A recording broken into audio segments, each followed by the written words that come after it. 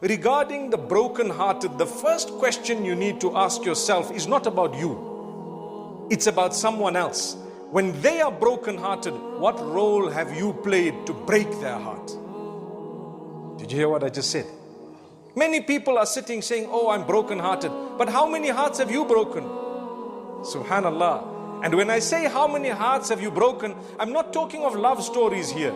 We're talking of how difficult have you made the lives of others. Some of us are rotten when it comes to our character. Astaghfirullah. Some of us misbehave. Some of us, the way we speak to others is very rude.